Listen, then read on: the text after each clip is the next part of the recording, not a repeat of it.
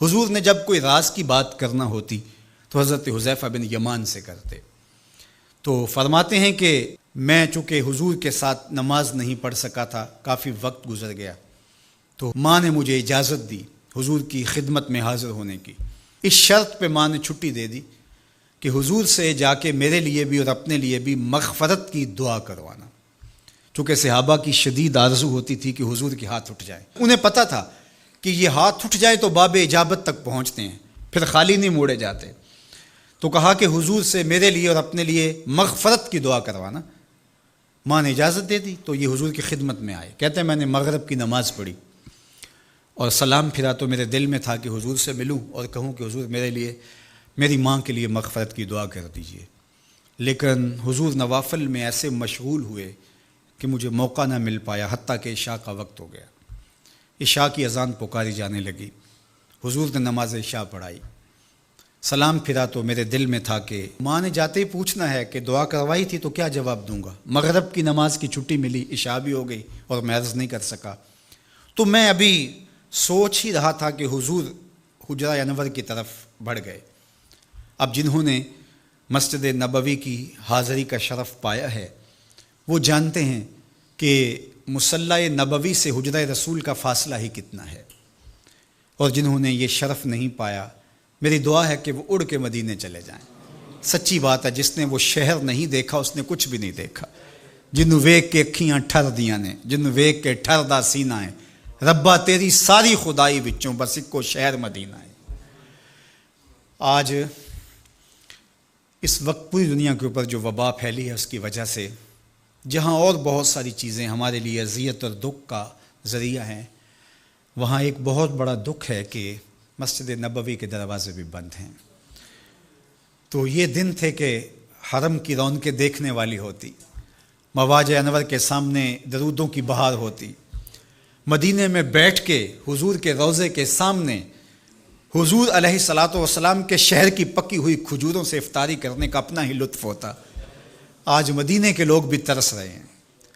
بچپن سے لڑکپن تک اور لڑکپن سے جوانی تک اور جوانی سے بڑھاپے تک 80 سال عمر ہو گئی، جنہوں نے رمضان المبارک کا روزہ مسجد نبوی سے باہر کبھی کھولا ہی نہیں، آج اپنے گھروں کی چھتوں پہ کھڑے ہو کے میناروں کو دیکھتے اور چیخیں مار رہے ہیں۔ اللہ اس وبا کے دن مختصر کر دے اور اس امت کے لیے آسانیاں پیدا کر دے۔ تو حضور علیہ السلام اٹھے مصلی انور سے اور اپنے حجرہ انور کی طرف چل پڑے۔ تو حضرت حذیفہ بن یمان کہتے ہیں کہ میں بھی حضور کے پیچھے چل پڑا، غیر ارادی طور پہ کچھ رفتار تیز ہو گئی تو قدموں سے آہٹ پیدا ہوئی۔ تو حضور نے ارشاد فرمایا کہ من ھذا، کون ہے؟ پھر خود ہی کہا حذیفہ تو نہیں؟ قلت نعم، میں نے کہا جی حضور میں حذیفہ ہوں۔ تو آقا کریم علیہ السلام نے کوئی توقف کیے بغیر فرمایا ما حاجتوں کا غفر اللہ لک ولی امک، اللہ تجھے بھی بخش دے، تیری ماں کو بھی بخش دے، کس کام آئے ہو؟ اب حذیفہ بن یمان کہتے ہیں جو کام تھا وہ تو جنبش لب سے پہلے ہو گیا، یہاں تو لفظوں کا سہارا نہیں لینا پڑتا، وہ بند لبوں کی بولیاں سمجھتے ہیں۔ تو کہتے ہیں کہ جو حاجت تھی وہ تو پوری ہو گئی، یہی تو کہنا تھا کہ حضور میرے لیے اور میری ماں کے لیے مغفرت کی دعا کیجیے۔ پھر حضور نے ارشاد فرمایا قال ان ھذا ملک لم ینزل الارض قط قبل ھذہ اللیلہ، اے حذیفہ یہ فرشتہ ہے جو اس رات سے پہلے زمین پر کبھی نہیں آیا، یہ پہلی مرتبہ آیا ہے۔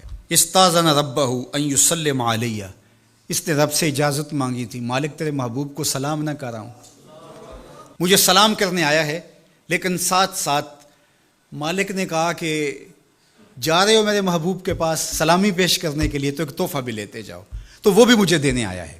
تو وہ تحفہ کیا ہے سنو، بے انا فاطمہ سیدۃ نساء اہل الجنہ، مجھے خوشخبری دینے آیا ہے کہ آپ کی بیٹی فاطمہ جنتی عورتوں کی سردار ہے، اور وَأَنَّ الْحَسَنَ وَالْحُسَيْنَ سَيِّدَا شَبَابِ أَهْلِ الْجَنَّةِ، اور حسن اور حسین فاطمہ کے بیٹے جنتی جوانوں کے سردار ہیں۔